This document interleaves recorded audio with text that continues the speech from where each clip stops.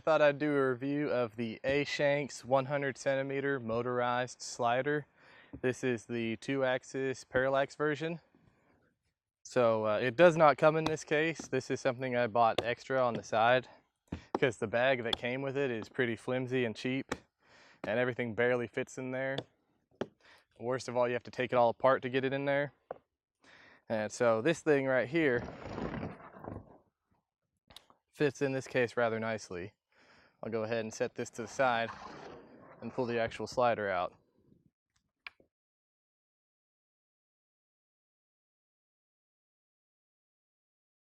So there's the slider itself. It's got some pretty decent construction. The parallax bar, pretty easy to adjust.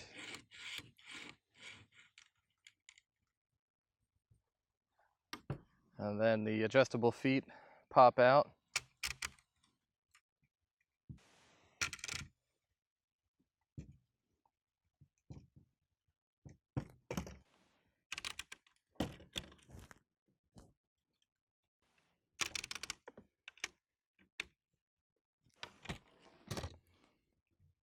So then there that is. And then the controller and the battery pack that power it are actually two separate units. So what I did is I took some industrial strength Velcro and stuck them together nice and firm, so that way it's basically one unit.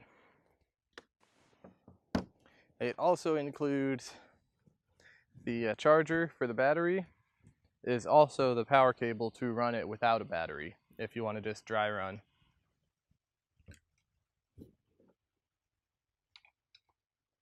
It came with this TRS 2.5 millimeter cable, male to female, for connecting your camera to it.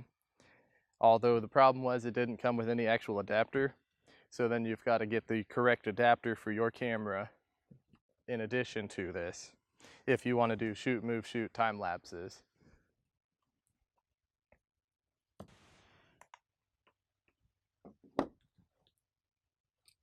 It did not come with a ball head. This is something I had to get after the fact to go with it. Just a cheap little $20 one. So then in the video mode, you've basically got your speed setting and you can toggle the direction. So it's either on at whatever speed or stopped. You don't have analog control capability with the joystick, which is, I guess, kind of a disappointment, but at the same time, this works. Right now, this is running at 100% speed across the rail. So it's not the fastest ever. And it does not have auto loop. So when you get to the end of the rail, you either have to stop it and change directions, or if you let it keep going, the motor is just going to keep trying to run into the end of the rail and it's just going to stay stuck there, which I'm sure is not good for the belt or the motor. So there's the parallax functionality.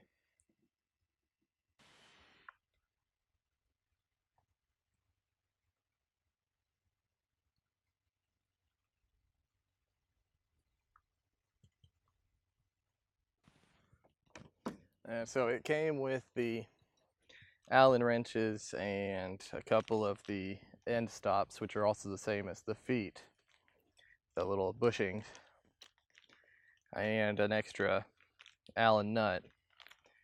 But my big complaint, mainly the reason I got rid of the bag that came with it, is you had to take the motor and the belt off in order to fit it in that bag, which just kind of created extra tedious steps that weren't really necessary.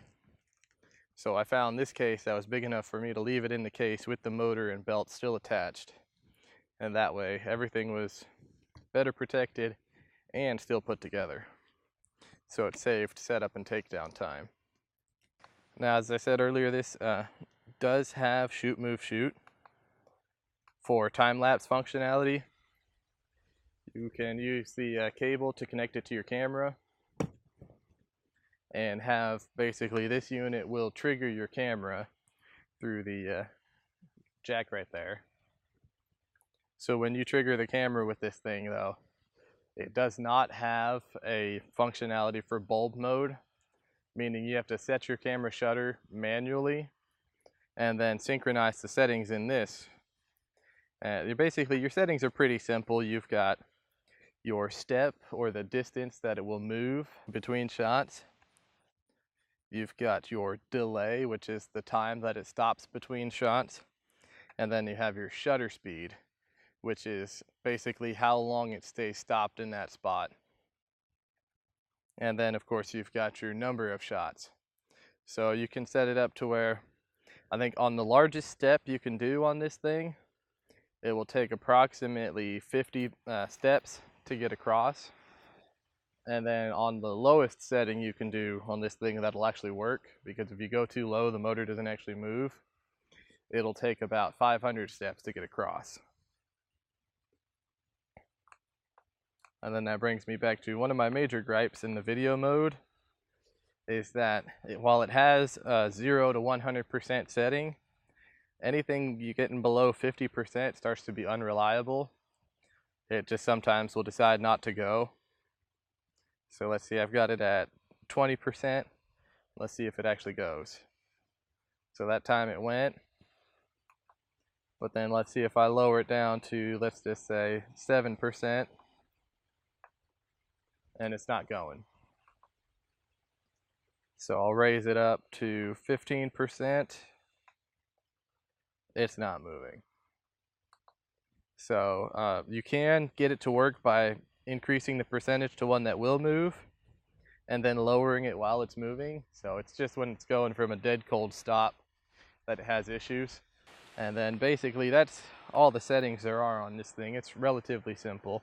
It's pretty sturdy. It holds up pretty well.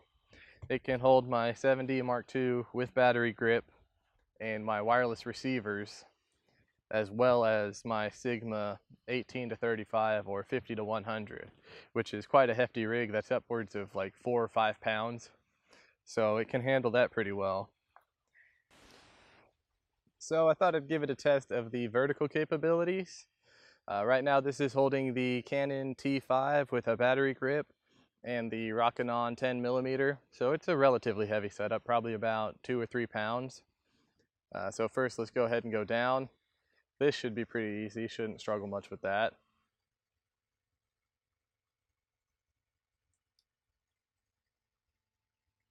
So as you can see, it's going down nice and smooth and steady. It's not losing control or going too fast.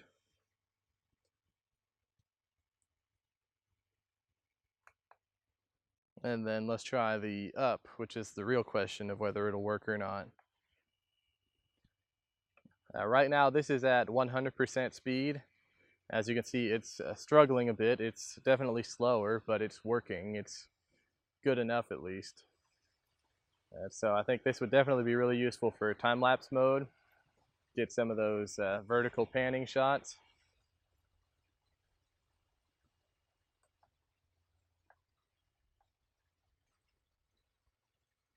So yeah, there that is.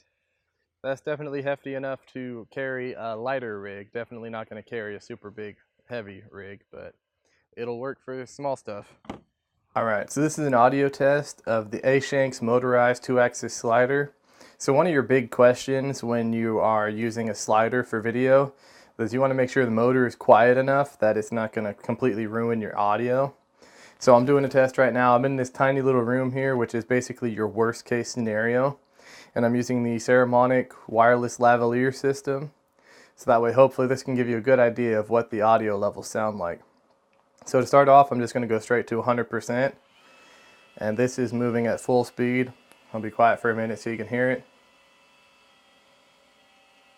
So there's what your audio sounds like with that. And then I'll go ahead and bring it down to 50%.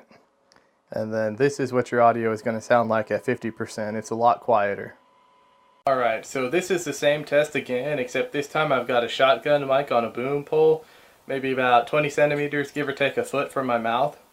So this should hopefully help with a little bit more noise rejection off axis. We'll see if that actually works out. So anyway, I'll go ahead and start off with 100% power. And so this is what it sounds like running at full speed. Keep in mind any unstable, wobbling is because I've got this thing on 2 light stands. I don't actually have a pair of tripods to set it up on, so it's a little bit unstable while it's moving. But let's go ahead and change it to 50%. Alright, now this is 50% speed. And the pitch kind of changes. It's quieter, but a different pitch at the same time. And then that's the end of the slider. We'll go ahead and come back this way. And just as a side note, none of this audio has been processed in any way. This is just straight recorded into the 7D Mark II. So what you hear is what you'll get. So yeah, if you were wondering about the Ashanks slider for video, this should hopefully give you a better idea.